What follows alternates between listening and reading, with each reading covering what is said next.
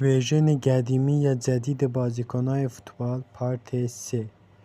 رافائل واران ورژن قدیمیش، یعنی که همه میدونیم توی سال 2017 مخصوصا انتخاب من ورژن قدیمیش خیلی خوب بود.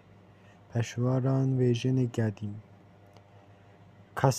کاسمیرو هم میدونیم که ورژن قدیم عالی بوده. تو این ورژن هم تو منچستر یونایتد هم خوب بوده، ولی اصلا با کاسمیروی بارال قابل مقایسه نیست. پس ورژن قدیم.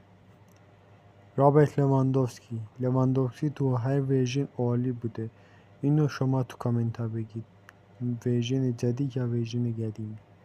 و ایرلینگ هالند 100% ورژن جدید. ورژن قدیم هم خوب بوده، ولی ورژن جدید یه چیز دیگه است. ممنون میشم که ویدیو رو لایک کنید.